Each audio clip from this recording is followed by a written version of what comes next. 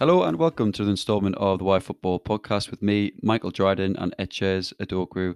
Today we'll be reviewing groups A to C of the upcoming European Championships, looking at who's in each group, their key players, and where we think each team will end up as the tournament progresses. Before we start, please follow us on Twitter at Yfootball_ and subscribe with us on Apple Podcasts, Spotify, Acast, and YouTube. Hello, Etches. Good evening. How you doing?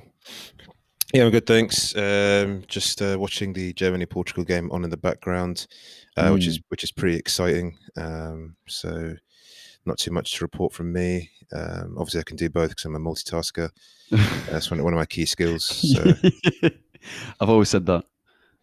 that's not true, but many have. Maybe not you, but many other people have. Anyway, John, how you doing? Yeah, not too bad. Obviously buzzing for the Euros. Portugal are obviously the holders, and I wonder if we'll see. I don't think Eder is in the squad this year, but No, I I don't wonder think if he we'll is. see Portugal because they've got a bit of a banging team, but I don't know if we'll see them go through like they did last time. It's a bit of a shock for them to beat France, but yeah, there's a lot of sides that are quite unknown, like Germany side, Italy side. Like I feel as if I don't know much about their teams compared to what I used to, as if they're a bit thinner than what they were in terms of quality. But that being said, teams like Germany and Italy and even Portugal, doesn't matter who they've got on their side, they just end up coming through. They just end up in the semis or the final or whatever. So Yeah, I think a lot of these sides are lacking not stars but up and coming players, right? So, mm, Locatelli for Italy is meant to be very very good. Who I've not watched a lot of. Nicola Barella is another one as well. I think there's quite a few players in these national sides that we're going to know a lot more about as time goes on. Obviously, we know um, the guy. I've now forgotten his name. Jamal Masala of Germany. Obviously, yes, we know yeah. him because he's English. So there's definitely a few names that I think we'll know a lot more about once the tournament ends. It's just getting used to them as the tournament progresses. Yeah, fair enough, fair enough. So yeah, let's crack on because we've got a lot of teams to We go through. do. So yeah, we've split them up in half. So we've got the first three groups to go. So we'll start with Group A, which is Turkey, Italy, Wales, Ooh.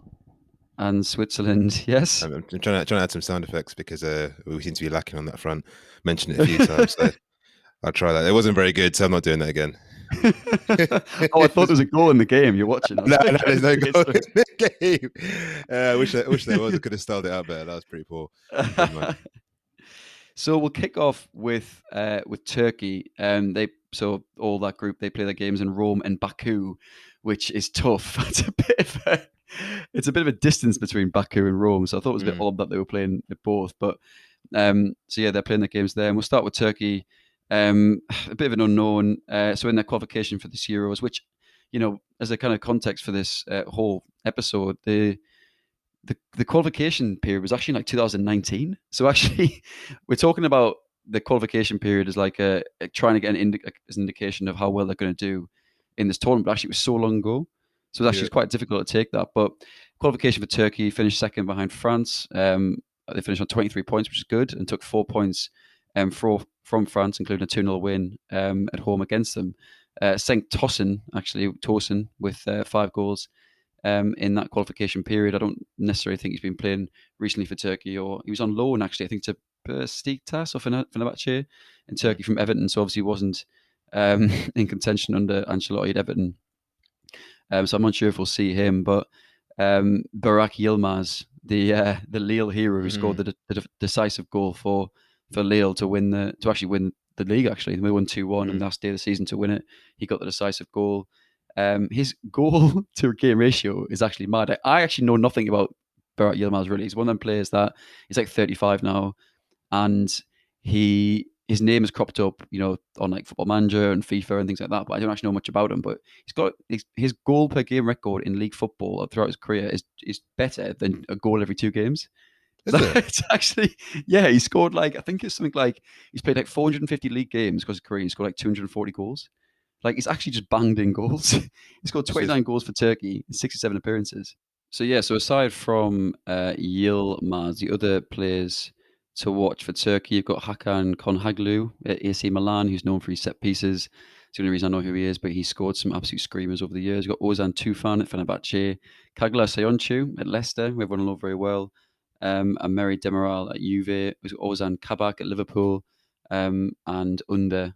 and Torsen as well are two players that you would know quite well. So at the back, you've got obviously Demiral and Sorenchu are two quality centre halves, and quite a good spine. Then you've got Conhaglu down the middle with Yilmaz up top. So there's quality throughout that side, but I mean it's an unknown for us. We just don't know these players. A lot of them play in Turkey. Someone like Yilmaz, the journeyman, has played across Turkey and across Europe. So, but not many of these players have played in the Premier League, so it's quite an unknown. But we feel as with those names and with the goal scoring record they have, I mean, 23 points in qualification in a group that had France in as well is excellent. So, um, there's certainly every chance that Turkey could do something in this Euros. Their record, they got a semi-final in 2008, quarter-final in 2000, and then two other group stages. They haven't actually qualified for the World Cup since 2002, Oh, which, really? which is a bit mad. Yeah, it was a mad fact because obviously in 2002 they got to the Semis. semi-finals. They came third. They did indeed. What's his name? Is it Hakan Şükür, who scored the fastest goal in World Cup history? So they've obviously, well, I mean, in that particular finals they've went a long way, but obviously in the Euros, I mean, well, in tournament football generally, they've only been to four finals since then. So Mm. overall, so Many are saying that this is the new breed. The Turkey team's meant to be very exciting. I mm. can't cite who said that, nor can I verify it, but I will just copy and paste what someone else has said and pass it off as my own information. So to anyone watching Turkey at this Euros, just watch because they're really talented and very skilled. But don't ask me why. Don't ask me why. Yeah, and just finally, the manager, I forgot to say, there's Senor Gunes, the manager, is he was a goalkeeper, actually. You don't get too many managers who were previously goalkeeper. He won 6 titles as Trabzonspor goalkeeper, and 2 as Besiktas manager. So it's someone who's tasted success over the years, and he was actually the coach at that World Cup actually in 2002. So a big break in between, but he came back Mm. in 2019 to manage the side. So I mean, so for us and for a lot of listeners who are big Premier League fans, they're a bit of an unknown. But as you said, seemingly they're very exciting. They've got some stars within that, so we can see them doing very very well. So moving on to the next in this group, Italy. So as I mentioned earlier, a lot of people were possibly thinking that Italy are perhaps in a transition period. But if you look at the first 11, actually, it's not too bad. It's squad wise, it's not too quality in terms of depth, but they actually won all 10 games in their qualification. Obviously, that was like 2019, as I mentioned, but they conceded just 4 goals. It was quite a flattering group. They had Finland in their group that came second, but winning 10 out of 10 is pretty good when conceding 4. I think England won 10 out of 10 before Euro 2016 in their qualification period, and obviously we all know what happened there. So Yep. maybe not the best indicator. The manager is Roberto Mancini, and everyone will know very well, and has been manager of Italy since 2018, actually, which is unbeknown to myself. And yeah, after spells at Galatasaray, Inter and Zenit, between his spells at Man City and now at Italy.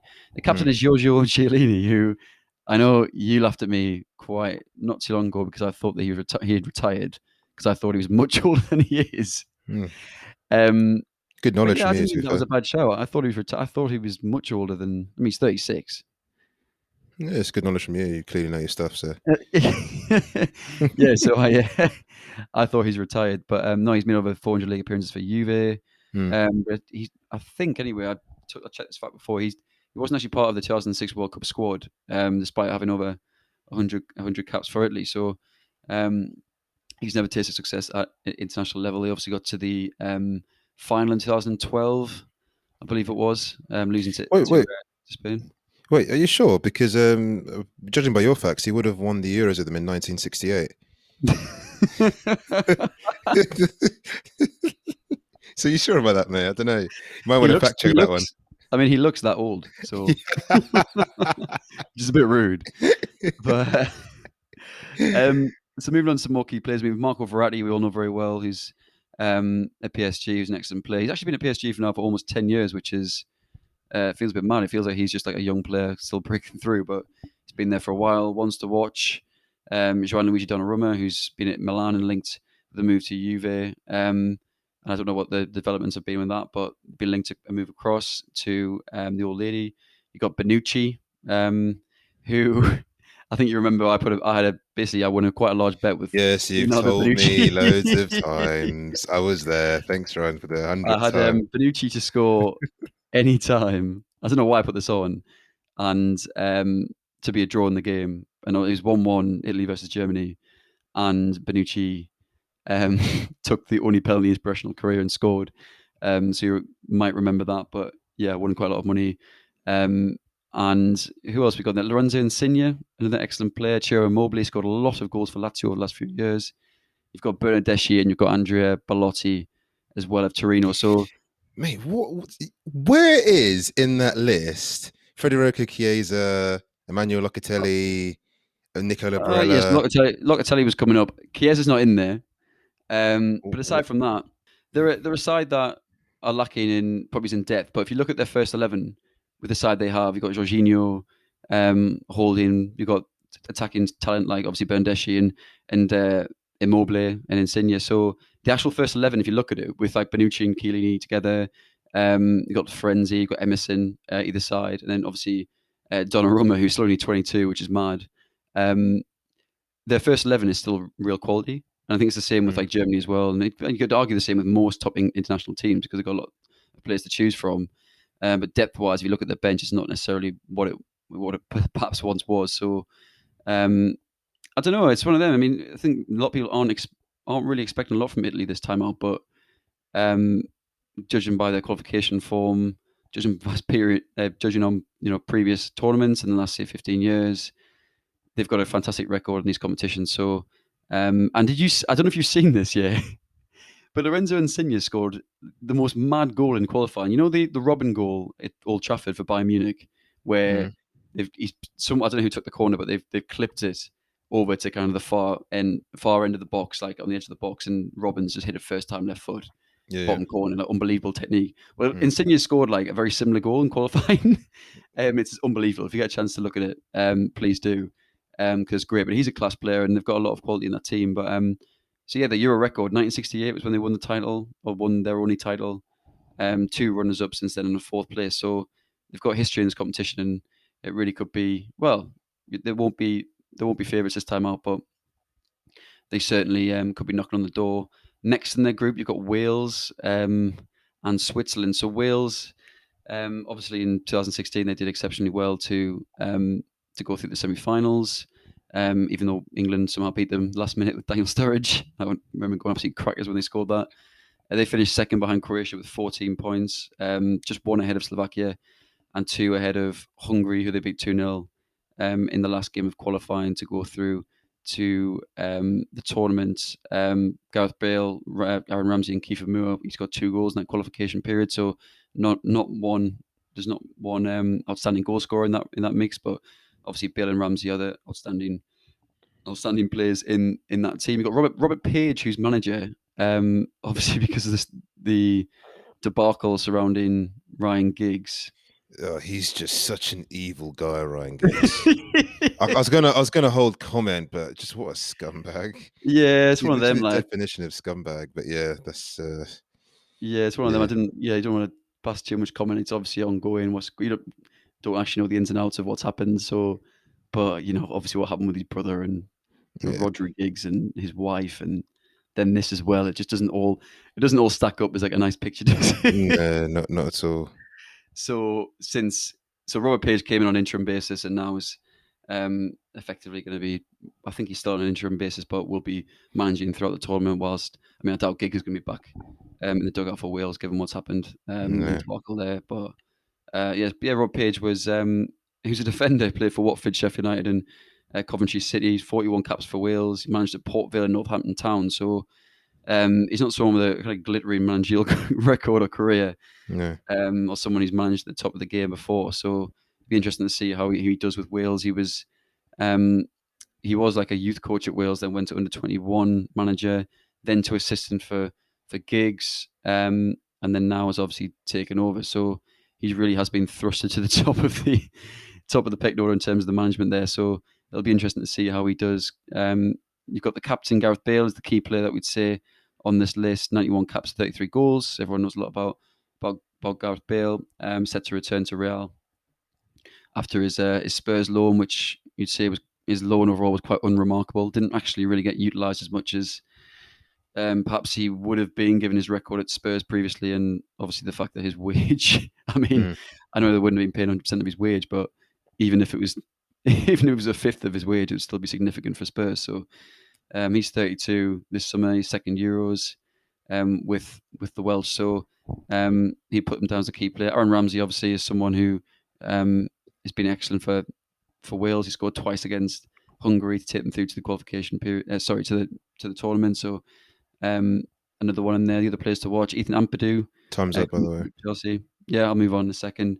Daniel James, Harry Wilson, David Brooks, and Ben Davies, um, the other notable key players. And you've got to say Hal Robson Carney's got to get mentioned as well because he'll be there. That Cruyff turn. Yeah.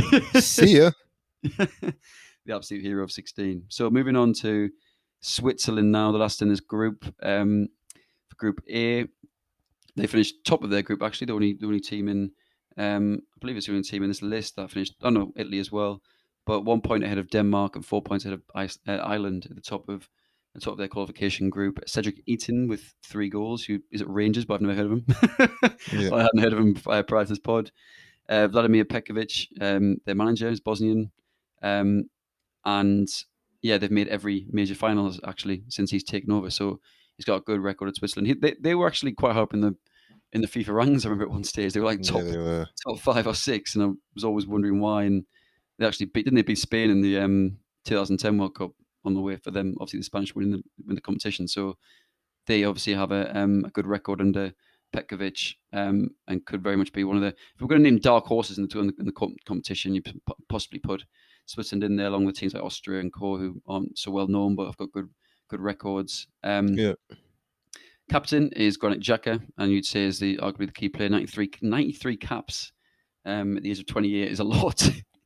And obviously the king of the Emirates. There's a lot of talk of him potentially leaving the Emirates Stadium this summer, and talk of perhaps someone like Ruben Neves coming in. So we'll see what happens there. But he was All formerly at right. Mönchengladbach. Dryden sources. So this is the first you hear it first in the book.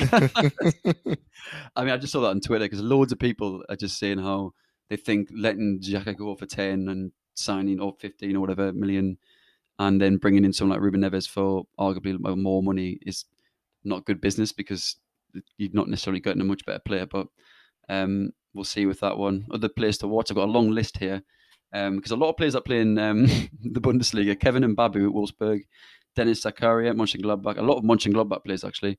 Brilliant Bolo also at Mönchengladbach. Anyone who plays FIFA Ultimate Team will have this Swiss team on Yeah. nailed down to a T. Haris Seferovic, who our call football manager was like a golden boy. He's at Benfica. Xherdan Shaqiri, everyone know very well. Absolutely stacked small midfield player. Remo Freuler, he's at Atlanta. He's done well. In Atlanta in recent seasons, they've done very well. Manuel Akanji at Dortmund. Jan Sommer, Mönchengladbach, and Cedric Eaton, again, top scorer in qualification, who's at Rangers. But the best they've done is round of 16 in 2016. So haven't really got the best record in the competition. But given they topped their group, given Petkovic's record there, they could be a dark horse. They've got a lot of quality Bundesliga players in that setup. So in terms of the group, just looking at an outlook here of where we think it might end up, very difficult to say. Incredibly tight group. I think we'd go Italy at the top, as you would do. Switzerland second, Wales third, and Turkey fourth, which is a bit harsh. And given we mentioned earlier about Turkey, perhaps like another perhaps dark horse in this competition, have had a good kind of golden generation come through. Given Wales did so well last time and have got their stars, and Italy and the Swiss, who did well in qualification, it's harsh, but I'm going to put Turkey at the bottom, Wales third, Switzerland second, and Boo. Italy first. So Boo. any Turkish listeners, I do apologise, Boo. but someone's got to go bottom. That is true. That's straight facts. So moving on to Group B, which I'm going to quickly run through. Obviously, we got in there. You got Denmark, we've got Belgium, we've got Russia, we've got Finland. Just to kick things off with Denmark, they qualified with a record of played 8, won 4, drew 4, 23 goals for, 6 against. Their qualifying top goal scorer is Christian Eriksen. And they came second behind in the group, behind Switzerland, and then they were ahead of Ireland, Georgia, and Gibraltar. They're managed by Kasper Hjulmand. Yes, everyone knows Big Kasper. Yes. He used to be a coach at Norgeland beforehand, and they're captained by Simon Kjær, who people do know. He's plays for AC Milan currently and was previously at Fenerbahce, Sevilla, Lille. He's played in Europe or Western Europe for quite a bit of time. Key players, tough one. Looking at the Denmark to Danish team, I'd probably say Christian Eriksen. Looking at in the quality players they do have, you know, brilliant in the Premier League. Struggled at times at Inter Milan, but I believe has come back Yeah. strong. Has obviously won the Serie A with Antonio Conte. Mm. Looking at key players again, we'd say Christensen at Chelsea. Tough one again because he's been in and out of the side really under Tuchel, but is important for them. Højbjerg, who for 2 months everyone was saying was the best signing of the season, Yeah. and then his season Yeah. crashed and burned just like the rest of the Tottenham team, which made me very happy. God. So yeah, God. thank you for that, Højbjerg. Like, oh yeah, why do Arsenal have Granit Xhaka? We could have got Højbjerg. It's like because he's just not that good. He's just not that good. But fair enough. Højbjerg is important for them. Joachim Andersen, my flatmate's a big Joachim Andersen fan. He was at Fulham this year on loan. I think he's gone back to Lyon, but he's a big fan of his. I've seen him a few Mm. times. He looks quite decent. Kasper Dolberg up top. Thomas Delaney of Bayern Munich as well as another decent player. And Jonas Wind, who scored, I think, 17 league goals for Copenhagen this year. So he's another good player for them to have. In terms of Euro record, they have the best Euro record in the whole list. Forget England, forget Germany, forget all of the ones that won trophies. I don't know why I mentioned England; they haven't won it, but forget all of those teams. So obviously, Denmark won it in 1992 after failing to qualify. What? How can you fail to qualify and then you enter? They entered because Yugoslavia was breaking up, so they got a place instead of them and they ended up winning it, which is absolutely mad. So they won it in 1992, Yeah, which it's is mad, yeah. really, really good for them. So yeah, don't mess with Denmark. Talented, I'd say a sturdy squad. That's what I'd say with Denmark. A sturdy team, yeah, functional. Functional. We'll see what they get up to. Moving on to Belgium, favorite team in the group. Obviously, they came top of their group with a perfect record of 10 wins. Ooh, Oh, yeah, they wow. did really, really well. Romelu Lukaku was top scorer with 7 goals. He's had an absolutely brilliant season. He was named Player of the Year. They're managed by Roberto Martinez, who is a con man. And the reason why he's a con man, right? Because it's like, why Why is is he he a cotton managing man? their golden generation? What's okay? Roberto Martinez, okay, he did an absolute madness when Wigan needed to stay up. I think they played like Arsenal, Chelsea, Man United, and they got like 7 points, and they managed to stay up. He did okay at Everton, but in the end got the sack. I just don't know really why he is the one you would entrust. Like, okay, Yeah. Belgium, we've got this golden generation of players, Kevin De Bruyne, Nasser Chadli, Carrasco, Lukaku, Mertens, all that.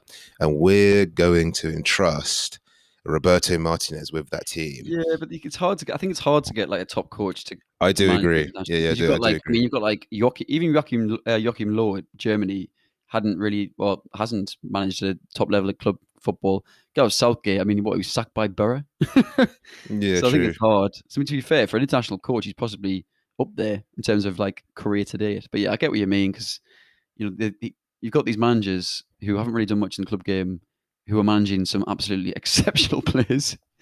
So yeah, I get what you mean. Yeah, so yeah, right, my name is Conman.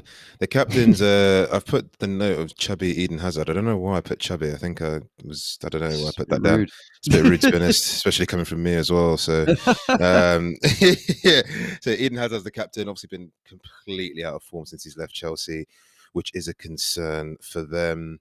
Also, key players Kevin De Bruyne. Again, concern over him with his broken cheekbone and nose, I Mm, think is what he broke. So he might miss. I think he's definitely missing the first game. I don't know if he'll miss any more, which is really, difficult for them. But obviously they have other great players as well, like Romelu Lukaku, who's a, player of the year in Italy. Yuri yeah, Tillmans, who got the win in the FA Cup, so his confidence will be rocket. very high. Thorgan Hazard, Hazard number 2, obviously a very talented player. Yannick Carrasco, they've got quite a few players there who do very, very well. The Euro record, they were runners up in 1980, where they lost to Germany 2-1, Mm. which would be really, really interesting. But um, yeah, it's kind of this is the last chance saloon for them, really. So I'm interested to see. I think a lot of their players are kind of not over the hill, but Dries Mertens is 34. Is I think he? I think a lot of their really good players are kind of over the hill. They've got issues in defence. All of the defence over 30. Vermaelen, Alderweireld, Vertonghen. against some of the sharper, pacier defenders, they could struggle, but you never know. They could all pull together and, have one last chance to win it all. Yeah. But we'll move on to my next team, which is Russia. They came second behind Belgium, ahead of Scotland, Cyprus, Kazakhstan, and San Marino. Gotta love San Marino. Their top scorer is Artem Zuba with 9 goals. That guy, he moves like a train. He's just turns like an oil rig. He's just so slow. Nine But anyway, goals is good though. yeah, he is. Sure. He's got 9 goals there. So I can't really turn my nose up at that. They're managed by Stanislav Cherasov, former manager at Spartak Moscow and former goalkeeper of the USSR. He's famously the coach who beat Spain on pens at the last World Cup. He looked miserable, and when they won it, there wasn't a smile on his face. He just looked like someone told him being fired in the morning.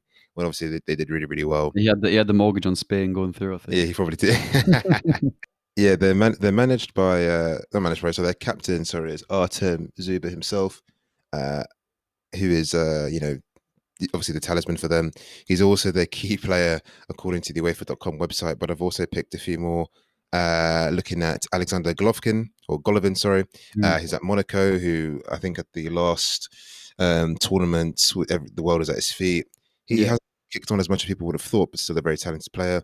And Denis Cheryshev, who you know very well, and you've loved and do love still very dearly for reasons we can't talk about on this pod. But yeah, Sounds so bizarre. yeah, it does. But they have some decent players. I mean, it's not really the magical team they had in 2008 when they got to the semi-finals. They did win Yeah. it in 1960 as USSR, but yeah, that 2018 when Arshavin was literally selling hot dogs every 20 seconds. He's he was selling them by the gallon. Like every time I watched Russia Holland highlights, and everybody's getting spun. Yeah, Everyone's getting he would have been a nightmare to play against because like he's just constantly trying to pace you. Yeah, he just drops. He's got really good center of gravity, so he drops the shoulder very well, and the ball was stuck to his foot. And him and Pavlyuchenko had a field day. Pavlyuchenko. Pavlyuchenko, yeah, my dad absolutely hates Pavlyuchenko, but yeah, that's Russia. And the final team is Finland, who I don't have a great amount of detail on. I'm not going to pretend I know a great deal about them, but they came second in a group behind Italy. Interesting. Yeah. Which is very very decent from them. Their top scorer is Timo Pukki, who we know very well from his time in England, with Yeah. 10 goals. Their manager is Markku Kanerva, obviously a very big name in football as well. He is the ex-Finnish under-21 boss. Their captain is Tim Sparv. I'd probably go with their main player being Timo Pukki, and I don't really know.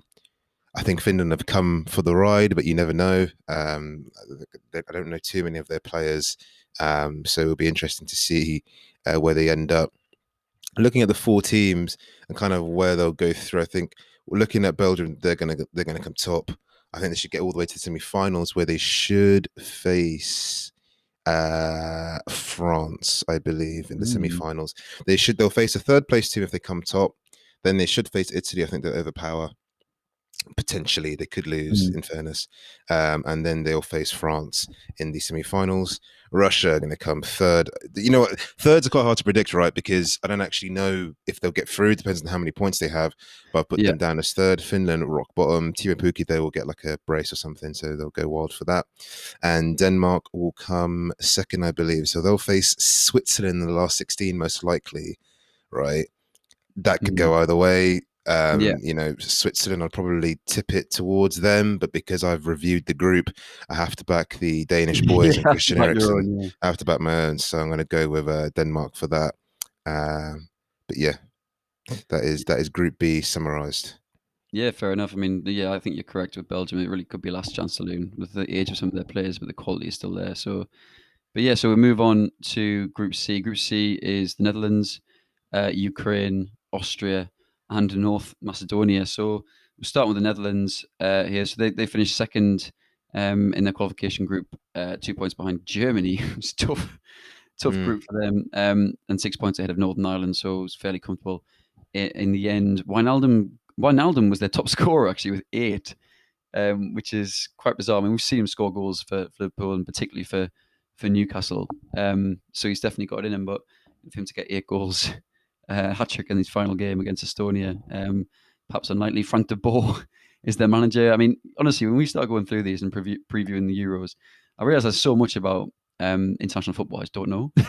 Mm. Frank de Boer is there, formerly of Ajax, into Crystal Palace, as we all know, and Atlanta United. He replaced Coleman in September 2020. The captain is Virgil van Dijk, but he won't be in the squad. Um, I was so I was laughing because apparently Frank de Boer has been stinking it up since he's become manager. So Frank de Boer obviously was the guy at Ajax, yeah, cool, but apparently he's absolutely stinking it. So good luck to him. So that's all I had to add. That's all I had thank, to add. He's thank you. stinking out. I mean, at Palace, he was. I remember Mourinho had that spat Yeah, with no, him. yeah. So yeah, good. So just saying, that story is absolutely cracking. Yeah, but didn't he say like I can't remember what he said, but he just absolutely slated him in the press conference. I think what it Um, was he basically said, "Why would I listen to someone who managed in the Premier League and didn't win a game?" yeah, yeah, worst record in Like, Premier League history. I think yeah, he well, said. yeah, that was it. Worst record in Premier League history. That is a stinger. Well, it's kind of fair enough. It's a stinger. That you know when you play like Tekken and Mortal Kombat and you get a critical hit. That is a critical hit. Like your life bar is down. Like that is defeat, Yeah, basically. That's a FIFA Street game breaker. That is. Yeah, it is. So yes, I mean Van Dijk is the usual captain, but he won't be there this time due to injury. So Wijnaldum, so he was captain against Scotland in the recent friendly. So I think we're expecting to see Wijnaldum as captain and would be one of the key players that we'd mention. You've also got Matthias de Ligt at Juve, and Frankie de Jong as well, the big names from that team. Frankie at Barca. So yeah, the key player you'd possibly say, or possibly Wijnaldum, just because I'm not necessarily because they're the best of the bunch, but they're not really as strong going forward as what they used to be. I mean, I looked at the team that they played against Scotland, and they had Ryan Babel still on the bench. That guy is immortal. Yeah, he is, Tifa. He actually is. So the other ones to watch in this team, you'd say Memphis Depay, Barca bound. This summer you got Donny van der Beek at United, Owen Windle and Denzel Dumfries. Windle's at AZ Alkmaar, Dumfries at PSV. You mentioned them because they're quite good attacking wing backs. You've got Steven Berghuis at Feyenoord, Luke de Jong, Sevilla, who's glowed up. Doniel Malen, who a lot of people are raving about. Yep. PSV, formerly of Arsenal, I believe. Yeah, He was at Arsenal correct. youth. Correct. Yeah, it's good knowledge from me. And Stephen Bergwijn, we know from he's at Spurs. And so, yeah, so there's a lot of names there, um, but not necessarily the sort of names that we're used to seeing in that Holland team. You think that the days of Van Persie, Robin, Van der Vaart, etc. So it's still a strong side, though. And again, like I don't know if it's just every team other than England, but always seem to creep up in the latter stage of the knockouts. Mm. Obviously, the final of the World Cup in 2010. So they've got a knack of getting through. They've won one title in 1988, and they've had four fourth place finishes. Although they didn't qualify for 2016, which which is disappointing. I remember when England didn't qualify for, was it 2008? Mm. It's just the worst thing watching tournament. Your team hasn't qualified.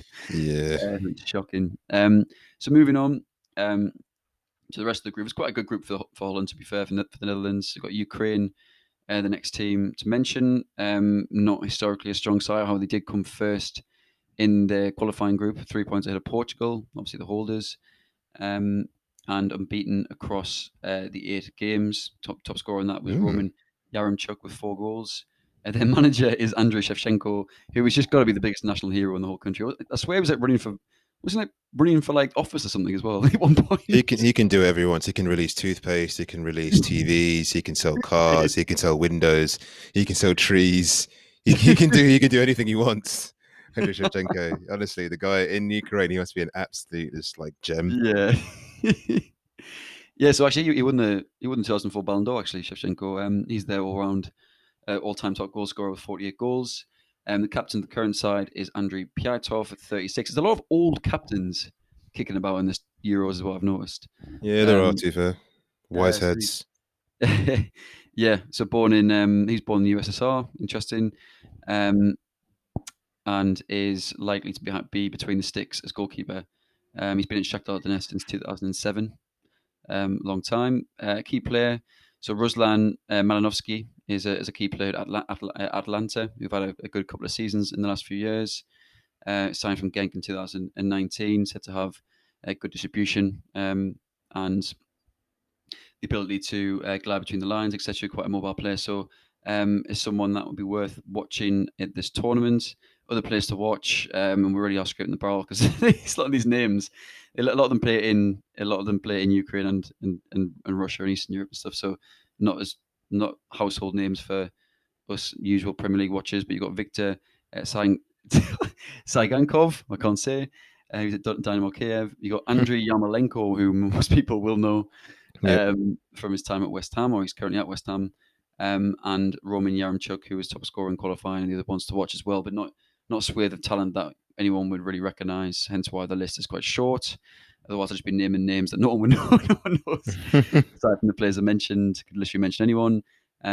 But yeah, so an unknown team for most, but given how well it did in qualifying, potentially one to watch at this tournament, even though qualifying was a few years ago. As Ukraine, they've qualified twice for the tournament, and once as the former Soviet Union as a whole, but they've never actually made it out of the groups. Have But Ukraine? why did you throw shade on Zinchenko? Oh, Zinchenko's not been mentioned. No, he's not. The absolute hero that is Boo. I completely forgot about Zinchenko. Zinchenko's got to go in there as well. I've completely forgot he's Ukrainian, but yeah, he'll be going in as well. One of them players that like he's left back for City, but if he's one of the better players in the team, might get pushed at the field further afield. So Yeah. yeah, we add him to that list alongside Yarmolenko and Co. Moving on to Austria, they qualified second in their qualification group, 6 points behind Poland and 5 points ahead of North Macedonia, who are also in the group. Top scorer in that qualification period was Marko Arnautovic with 6 goals. Their manager is Franco Foda, who's a German manager, former defender for West Germany, and formerly of Sturm Graz, where he spent a lot of his youth coaching and then coaching career at that club and Austria. So hence why he's then moved up to the Austrian national team. The captain is Julian Baumgartlinger, who's 33, another oldie. Bayern Leverkusen midfielder. Many might know him from his Bundesliga exploits. He didn't start against England, so it might not be as obvious um, to those listening, but has 83 caps for Austria, so is a mainstay of that side. Key players, you're looking at Marko Arnautovic, who's currently at Shanghai Port in China.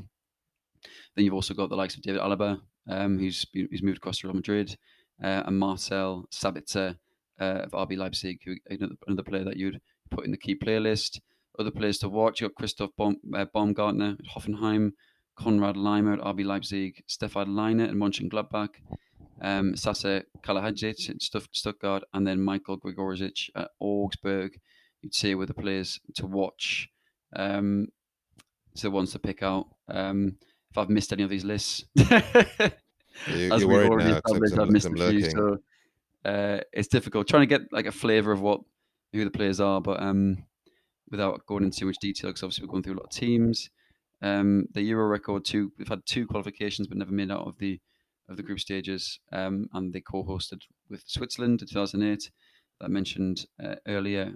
So finally in this Group C, got North Macedonia. I have very little information on North Macedonia other than the hero that is Goran Pandev.